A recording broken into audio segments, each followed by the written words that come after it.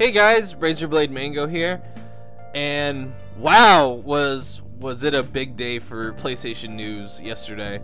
So aside from yesterday being the 5th anniversary of the PlayStation 4, which hooray, but that's not the reason I'm making this video. It was also confirmed by PlayStation that they will not be attending E3 2019 next year, which is, to be honest, kind of shocking, considering they've been doing it for the past 24 years, and this will be the first time that they will not be there in 2019.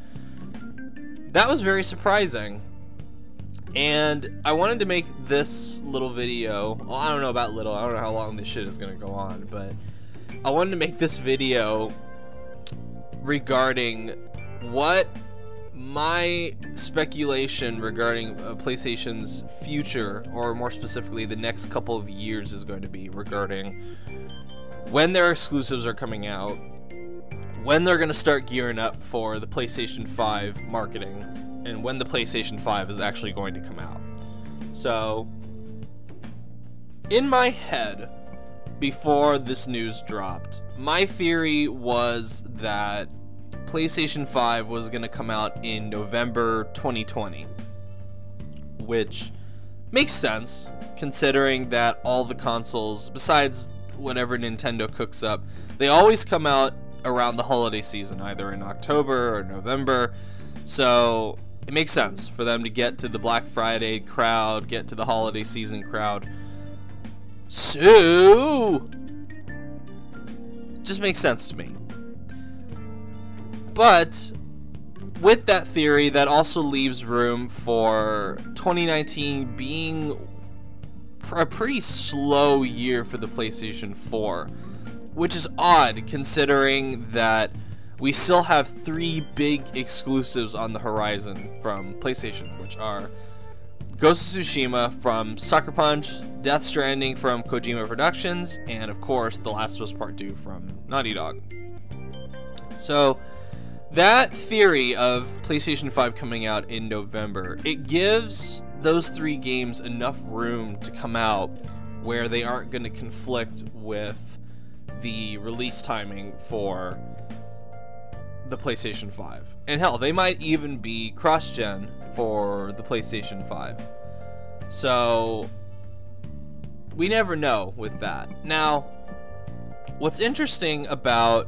Now, my theory on that was when I had it in mind that they were going to be at E3 2019. And E3 2019 was going to be the year where they finally show off the big marketing push for The Last of Us Part 2, and the big marketing push for Ghost of Tsushima, and the big marketing push for Death Stranding. And now that theory is being tested against another one that's starting to emerge. And keep in mind, these are just theories. This is all just speculation. I'm not some industry insider. I don't have a lot of ties to PlayStation. I know a few developers here and there, but there's no way like those guys would know anything about what's going on inside PlayStation. I want to make that very, very clear before we continue. And you guys need to take every single thing I say with a heavy grain of salt. Don't take my word for it. Don't take it at face value. This video is just all about fun speculation, because we are entering that phase in the console lifecycle where the pieces are starting to fall into place for when we're going to move on to the next gen. And that's always exciting. It was exciting. It was definitely exciting when PlayStation 4 and the Xbox One were coming out. It was exciting and a little maddening when the PS3 and the Xbox 360 were coming out. And it's always exciting. It's just fun. But we're in this era now where information can be acquired just like that. And to theorize how Xbox and PlayStation are going to... I'm going to focus on PlayStation with this video, because to be honest, they're just more fun to talk about than Xbox. So, them not being at E3 2019, that is very interesting, because it's typical PlayStation, or nowadays it is, where I think, I'm still going to throw out my theory regarding PlayStation in the next gen. I think next gen is they're gonna lose the edge to Microsoft. I really do. I really do think that, because whenever you're the top shit, you're always gonna get super cocky and you're gonna fuck yourself. And that's what I'm seeing from PlayStation. It might not happen. Hopefully they've learned from the way the PlayStation 3 went down initially. But that always seems to be the case. Whenever you're on top, you somehow just make your tower too big and you collapse. That's how it always goes. But the timeline regarding PlayStation's future plans, which are very interesting to think about. And I'm going to give you guys a proposed timeline. So, but first of all, reasoning behind PlayStation not being at E3. Well, people have been saying that, you know, PlayStation is pathetic for not going. They're saying that PlayStation is losing it, that they don't have anything to show anymore, which is mostly untrue. They don't have anything left. People seem to forget that The Last of Us Part 2 is one of the most highly anticipated games out there. They've got Kojima involved in a game. Sucker Punch's Ghost of Tsushima looks pretty hot, so I don't know what these people are talking about when they're saying that PlayStation has nothing anymore. They might not have anything for 2019, but they still have stuff. They've got stuff to show. So, another reason that they will not be at E3. Money. I think them going last year and putting on that really, like, the games themselves last year were great. Don't get me wrong. I'm very happy with what we got from Last of Us Part 2 and Ghost of Tsushima and Spider-Man. I kind of wish we had gotten more gameplay for Death Stranding. Well, not kinda. I do wish we had gotten a lot more gameplay from Death Stranding. Resident Evil 2, Kingdom Hearts 3. It wasn't a bust show as far as games go. It was just the format and the presentation was dreadful. Just threw the whole thing into disarray. And if sacrificing that means we don't get a show this year from them at E3, and they skip a year, and they want to focus on the things that they have and spread the news on their own terms, that's fine. Because, to be perfectly honest, E3 hasn't really been the same in a while. And I kind of sensed that after last year, during 2017. I think the last truly great E3 was 2015. And 2016 was pretty bad, aside from PlayStation, who knocked it out of the park. 2017 was okay, with PlayStation being pretty good. And then this year was just kind of meh, with Xbox being the clear winner between the two. And PlayStation doesn't need E3. Let's be honest here. They don't. They have enough clout to where they could skip the convention, and it would be to the loss of E3, not PlayStation, because they have gotten this reputation with the release of the PlayStation 4 to where they can afford to break away from E3. And I'm not saying PlayStation is perfect. I'm not saying PlayStation isn't getting a little too big for their britches, but they have that power. They have that sway. And that is something that people cannot ignore from PlayStation. So, I don't think this spells the death of E3. I think people are putting way too much stock into that theory or speculation that, oh, E3 is gonna die without PlayStation. It's not. It'll go on. It's still got Microsoft. It's still got Nintendo. It's still got EA doing their EA Play. Even though it's not part of E3, it's still part of the celebration. They've got Ubisoft. They've got Bethesda. They've got the normal. They got the usual suspects there. They just don't have PlayStation. And while that is a massive gap, both in scheduling and floor space, they still have a show that is going to be packed full of games. And yes, I still will watch them because that's just what I do. I'm helplessly addicted to game information, and E3 week is one of the most maybe the most information laden weeks in the year for gaming. And it's always an exciting time, even without PlayStation's involvement. And yes, I will be sad that PlayStation won't be there. And yes, they have confirmed that they're not going to drop any kind of surprise PlayStation Direct or any kind of conference during that time period. They're going to be going either before, like a month before, or a couple of weeks before, or most likely after. They're going to let the E3 hype die down, and then they're going to come out with their own thing.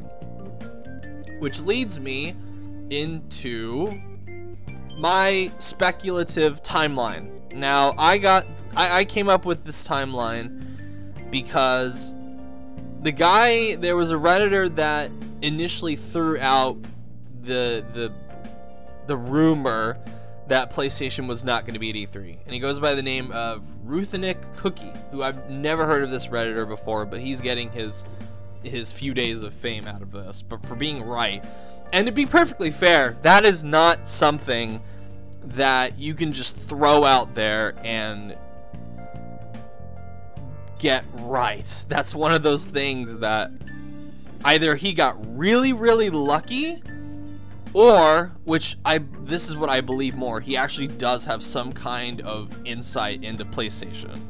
He might. It's believable with this rumor, because he threw this out there. This person, or he or she, I don't know, this person, this Redditor, threw this information out there on a random Thursday morning or Wednesday evening or whenever they threw it out, and people just went ballistic on him, on him or her on Reddit and Reset Era, and we're just like, fuck this guy, fuck this person, they are lying, we're gonna delete the thread, that's total shit, they're lying, it's just a wild speculative rumor. And I saw articles especially from Push Square, pop up that, oh, there's this wild speculative theory that PlayStation's not going to be at E3.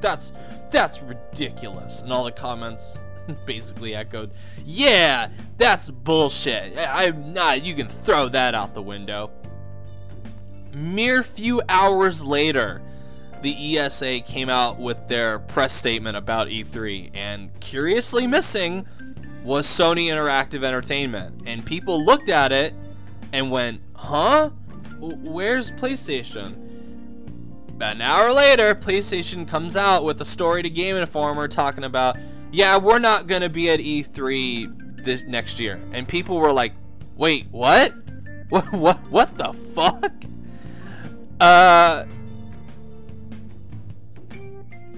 Even I was shocked when I saw that. And I'm one of those people that saw that theory and went, no way. There's no way E3. There's no E3 without fucking PlayStation. No, that's not happening. That's a load of shit. A load of bullshit. But it's true. And PlayStation came out with this little like press speak whatever to Game Informer. And they said, as the industry evolves, Sony Interactive Entertainment continues to look for inventive opportunities to engage the community. PlayStation fans mean the world to us, and we always want to innovate, think differently, and experiment with new ways to delight gamers. As long as you don't have anything like E3 2018, I will be on board with whatever you got. As a result, we have decided not to participate in E3 in 2019. We are exploring new and familiar ways to engage our community in 2019 and can't wait to share our plans with you. And when asked if they would host some kind of off-site event or have some kind of PlayStation Direct, Jennifer Clark from the Senior VP of Communications for PlayStation said, "We will not activate or hold a press conference around E3." So there you go. Absolutely no PlayStation during E3 season, which is a first in a very, very long time. So this timeline, this theory that I have, and these come from little tidbits of information that this Redditor also put out for people on Reddit. And again, keep in mind, yes, this is a speculative thing. Yes, it is. And I normally don't do rumors on this show. I rarely ever do rumors, but considering that this person threw this info out about E3 and got it right, I'm willing to read what they have to write.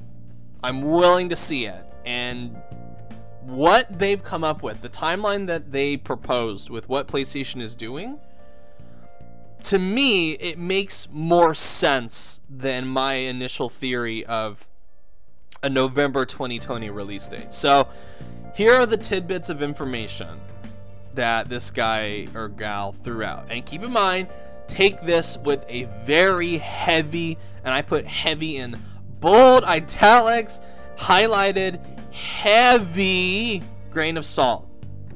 So here's the info. The PlayStation 5 has a targeted March 2020 release, but it might get delayed to November, which is, I'll get to that later. The only specs offered were that it has a Ryzen 8 core processor, or whatever. I'm not a tech person. That's my buddy Mario's forte. And will cost $500, which sounds typical. PlayStation will host a small PlayStation 5 reveal in mid-2019, and PlayStation Experience will return next December for the 25th anniversary of PlayStation. More info on the PS5 will also be there. However, these plans might change. Also combined with that, there will be a lot of PlayStation 5 exclusives announced at PSX 2019. The reveal event in mid-2019 is more for the hardware and some select games.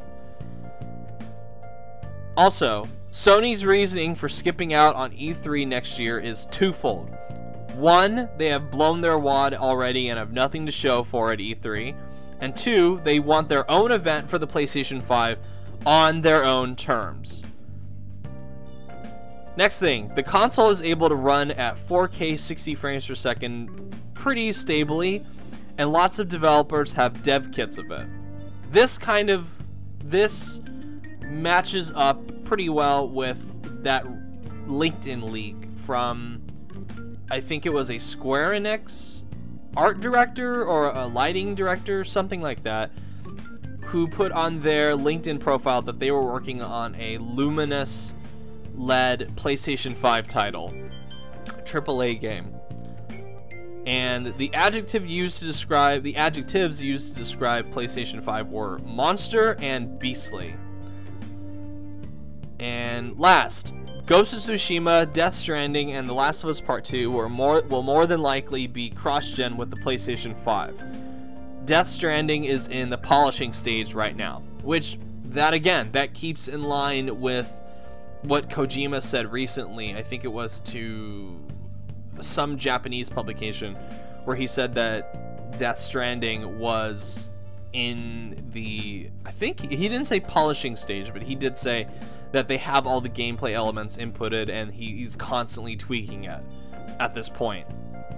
So here is my own personal timeline. Now, the one bit that I will say I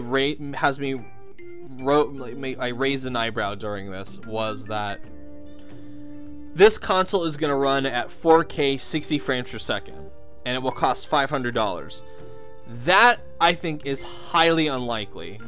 I think if this thing really does, and they don't mention native 4K, I want to point that out, because whenever PlayStation talks about 4K, 4K, 4K, it very rarely is ever native 4K.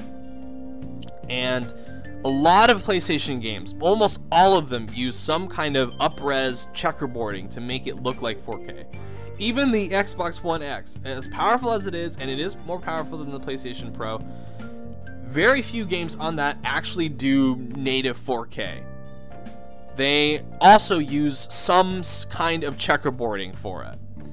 So I have to wonder, is the PlayStation 5 going to be native 4K, and will it run at 60 frames? I doubt it. I highly doubt it, unless they've got the most powerful tech imaginable for, and they're going to sell it at a huge loss for $500.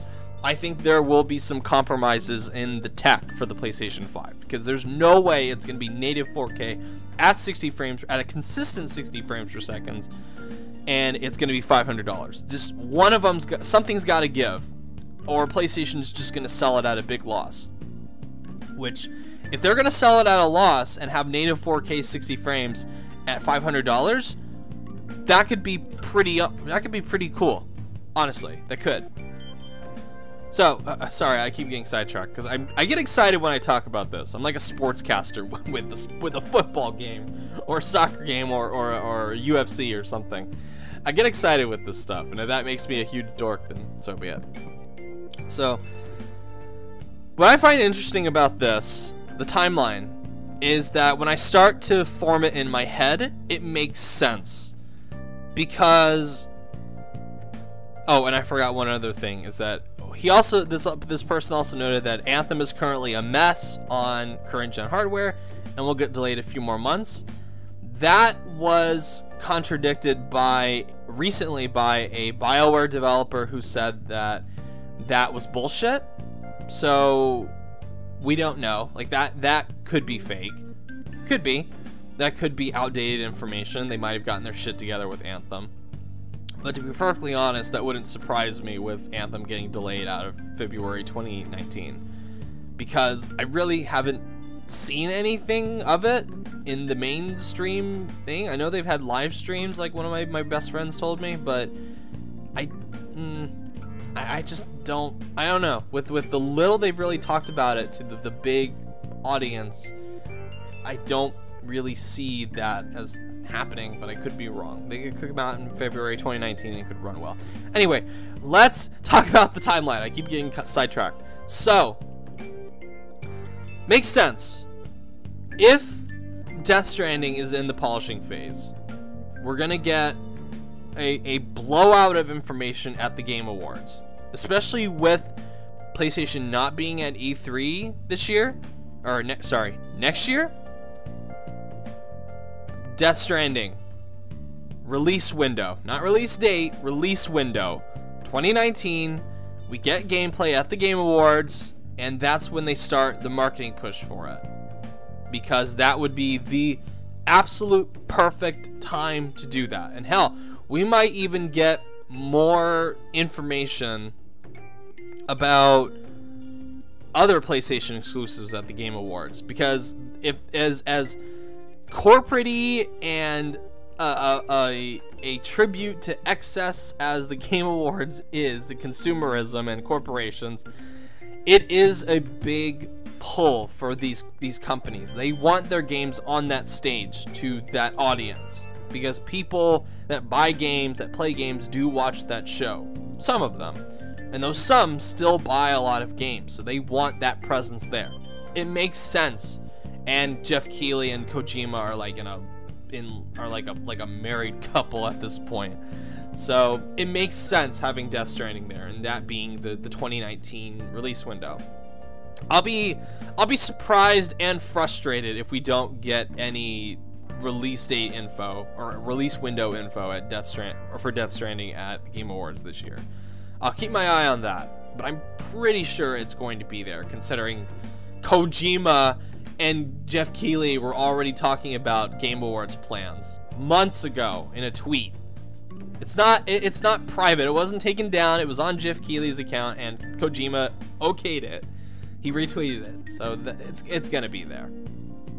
So this also timeline. they're going to focus on the spring games. They're going to focus on Concrete Genie. They're going to focus on Days Gone coming out in April. They're going to focus on Dreams, or whenever the hell the Dreams beta is going to come out. They said it's going to come out this year. Where is it? We haven't seen any information about it in a month. And they keep saying, oh, it's coming, it's coming.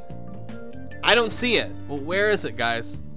Again, they might release that information during the Game Awards, like they did with the Dreams re-reveal last year before PlayStation Experience. Just a theory, but it makes sense. You've also got the fact that E3 will not play host to a PlayStation conference. So the timeline does make sense with PlayStation having their own little mid-year PlayStation 5 reveal in July or August or September. That makes sense. Focus on the tech, focus on some of the games, have it be like the PlayStation 4 reveal that happened in February 2013. Announce that it's coming out in March or April of 2020. And you go from there. You start the marketing train from there. Have PlayStation Experience, preferably in Anaheim, California, or somewhere pretty close so I can attend, please. Have it be there.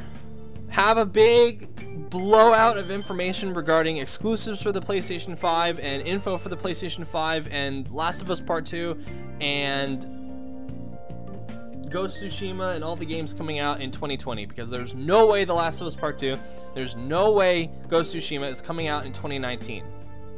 I highly doubt it. 2020 is more than likely for those two.